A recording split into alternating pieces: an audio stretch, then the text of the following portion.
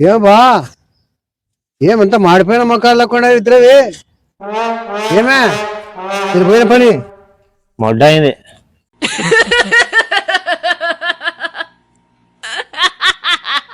వాళ్ళు తిన్నట్టున్నారు మీరు సంబంధాలు వచ్చేస్తున్నారు. ఆ బాధలో మేముంటే నువ్వేనా ఈ ముఖాలు చూస్తేనే అర్థమవుతుంది. సరే ఏమైంది నీకేం కావాలయ్యా అది చెప్పు. సంబంధం ఏమైంది అదే అట్లాడుగు. మర్యాద ఇస్తున్నాం చూడండి. కుదిరిందా లేదా ఏమి ఇంకా అడుగుదామని. పెద్ద మనిషి అయ్యా వచ్చి ఏదో ఏమైంది సార్ ఎట్లా ఏంది అని అడిగితే సరిపోతుంది కదా. సరే సరే సరేలే ఏమైంది చెప్పండి మళ్ళా కనీసం ఏమైంది. ఏమైంది పోయినాము చూసినాము చూసి తిరుగు ప్రయాణంలో కొన్ని కట్నాలు ఒప్పుకోవడము. ఏమిస్తామన్నారు కట్నం?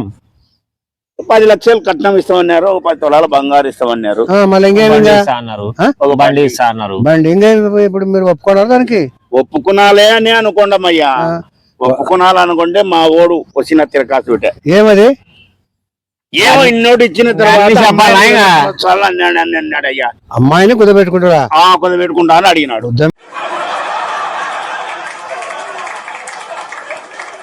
ఎందుకయ్యా తోటి ఆ మాట ఎట్లా మాట్లాడతారు మీరు? కుదబెట్టుకుంటారా అమ్మాయిని? అమ్మాయిని కాదయ్యా, వాడు ఏం చదువుకున్నాడు? 10 తులాల బంగారం కుదబెట్టుకుంటా అని అడిగినాడు. నువ్వు ఇప్పుడు ఎట్లా తప్పులు ఎక్కేసుకుంటూ చూడు. నా కొడుకు కూడా అట్లే తప్పుగా ఆలోచించినారు. అరే ఏం చదువుకున్నాడు అర్థం కాదు మొదలు కాదు తప్పుడు ఆలోచనలు ఉంటే అట్నే తప్పు. రాంబాబు ఏం చదువుకున్నాడు చదువు ఆ పిల్లడు? ఏ పెద్ద బిల్లల చదివినాడు వాడేమన్నా? అంటే 4, 3, 5 చదివినాడు. చెప్తాను చెప్పండి చదువు చెప్తాను. మీ ఇంటి పక్కన ఉన్న పాప నమ్మ ఎప్పుడే పిచ్చి నువ్వు పెళ్లి చేసేటట్టు అట్లా చేయలేవు కదా. చూడు మీ ఇంటి పక్కల అమ్మాయిని ఏమన్నా పెళ్లి చేస్తావేమో. మా ఇంటి పక్కన అంటే మా పాప కాదు కదా. నీకెందుకయ్యా బొచ్చుల కథ? సాధారణంగా అడుగుతావా బాగా పోయినాము, వాళ్ళు ఒప్పుకుంటారు. 10 లక్షలు ఇస్తామన్నారు, పెడతామన్నారు. సంతోషము. అతను అన్నే మాట చిన్నదోడు అమ్మాయిని నేను కుదబెట్టుకునొచ్చా అని అడిగినాడు అంతే. అది తప్ప. కుదబెట్టుకుంటారా ఎక్కడన్నా? బంగారమయ్యా స్వామి. బంగారా?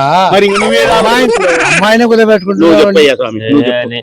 నీ మాటలే నవ్వున్నాడు బాబాయ్, నా మాటలు అర్థమైతే బాబు నువ్వు చెప్పు.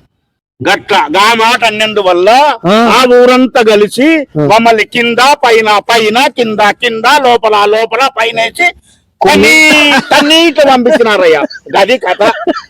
బాగా జరిగిందానికి ఏ నవ్వుతావు? లేకపోతే నవ్వద్దు. నువ్వు నవ్వుతే నాకు మెంటల్ పడుతుంది. నవ్వద్దు నవ్వద్దు స్వామి. మేము ఇప్పుడే చాలా బాధలో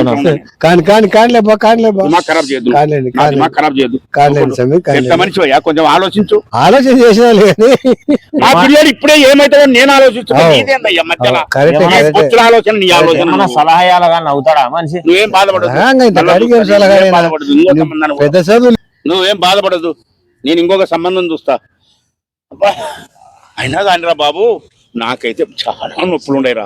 డాక్టర్ దగ్గర నా వల్ల కాదురా.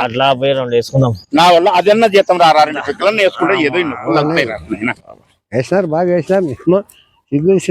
సిగ్గు బాగా నా కొడుకులకు బాగా సిగ్గు బాగా జరిగింది శాస్త్రి నా ఆయనకి.